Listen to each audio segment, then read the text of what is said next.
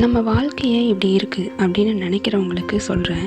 நம்ம வாழ்க்கையை யாரும் வடிவமைக்க மாட்டாங்க. அதை நம்மளே தான் செதுக்கணும். வெறும் படிப்புனால் மட்டும் தைரியம் வந்துடாது. நம்ம வாழ்க்கையில் உள்ள ஒவ்வொரு அனுபவத்தையும் நாம் உணர்ந்தாதான் அதுக்கான தைரியம் வரும். அப்படி தான் ஒரு பையன் அவனோட வாழ்க்கையில் என்ன உணர்ந்தான், தன்னோட லைஃப்பை எப்படி மாற்றினாங்கிறத பார்க்கலாம். அவனோட பெயர் அரவிந்த். வயசு 16, +1 படிக்கிறான். அவன் வீட்டில் எப்போதும் ஒரே பேச்சு தான். ஒவ்வொரு நாளும் அரவிந்தை டாக்டர் ஆக்கணும், முதல் ரேங்க் அவன் எப்போதும் வாங்கணும். ஆனால் அரவிந்த் வாழ்க்கை புத்தகங்கள், அவங்க அப்பா நினைக்கிற மாதிரி டாக்டர் ஆகணுங்கிற எல்லாம் கலந்த பயத்தோடு இருந்தான். அவனோட அப்பா ரமேஷ் ஒரு ஸ்கூல் டீச்சர். அவரோட ஆசை நம்ம குடும்பத்தில் ஒருத்தராவது டாக்டர் ஆகணுங்கிறது தான். என்னோடய பையனை எப்படியாவது டாக்டர் ஆக்கிடுவேன் அப்படின்னு உறுதியாக இருந்தார். இதெல்லாம் கவனிச்சிட்டு இருந்த அரவிந்த் ஒரு சின்ன சிரிப்பு சிரித்தான். ஆனால் அந்த சிரிப்புக்குள்ளே நிறைய குழப்பம் இருந்தது. ஒரு நாள் அரவிந்த் அவன் ஸ்கூலுக்கு போனான். அங்கே ஒரு மெயின் எக்ஸாம் நடந்தது. ஆனால் அவன் எதிர்பார்த்த மாதிரி மார்க் கிடைக்கல. அவன் மனசு ரொம்ப நெருக்கடியில் சோர்ந்து இருந்தது. அந்த நாள் இரவு அரவிந்த் வாசலில் உட்கார்ந்துருந்தான், ரொம்ப அமைதியாக. அப்போது அவனோட ஃப்ரெண்டு முகில் வந்தான். என்னாச்சு, ஏன்டா டல்லா இருக்க அப்படின்னு கேட்டான். அரவிந்த் மெதுவாக சொல்கிறான், நான் டாக்டர் ஆகணுமா, என்னால் அது முடியுமா, இதெல்லாம் யோசித்து ரொம்ப ஸ்ட்ரெஸ்ஸாக இருக்கேன்.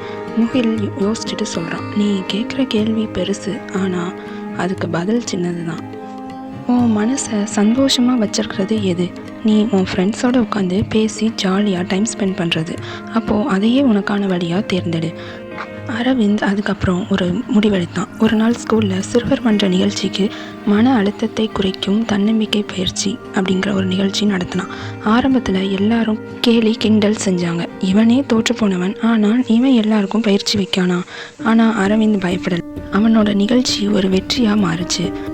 அவனோட பேச்சை உண்மையோடவும் அனுபவத்தோடவும் உணர்ந்த சில பசங்க அவங்களோட பயத்தையும் பகிர்ந்துக்கிட்டாங்க. அந்த நாள் அரவிந்த் உணர்றான், தன்னோட லட்சியம் டாக்டர் இல்லை, பல காயமடைந்த மனங்களை சரி செய்யணும்னு யோசிக்கிறான். அரவிந்த் அன்னைக்கு நைட்டு அவன் அப்பாட்ட பேசுகிறான். அப்பா, நீங்கள் என் வாழ்க்கையில் எக்ஸாம்பிளாக இருக்கீங்க. ஆனால் நான் உங்கள் கனவுகளை விட வித்தியாசமான கனவு காணுறேன். நான் கிளினிக்கல் சைக்காலஜிஸ்டாக ஆகணும், பல காயப்பட்ட மனங்களை சரி செய்யணும், அதுதான் என் வேலை. அந்த நேரம் கொஞ்சம் அமைதியாக இருந்தது. அதுக்கப்புறம் அவன் அப்பா சிரிச்சுக்கிட்டே, பரவாயில்ல, என் கனவை உன் கனவாக மாற்றிக்கிறேன், நீ ஆசைப்பட்டதை செய், உன்னால் முடியும்னு சொன்னாங்க. இப்போது அரவிந்த் ஒரு 18 வயசு பையன். அவன் யூடியூப்பில் மைண்ட் மினிட்னு ஒரு சேனலை ஆரம்பித்தான். அதில் 1,00,000க்கும் மேலே உள்ளவங்க மன அழுத்தத்திலிருந்து வெளியே வந்தவங்க. அரவிந்தோட வார்த்தை என்னென்னா, நீங்கள் உங்கள் கனவுகளுக்காக பிறந்திருந்தா அந்த கனவுகளை நிஜமாக்கி வாழ வேண்டியது நீங்கள் தான்.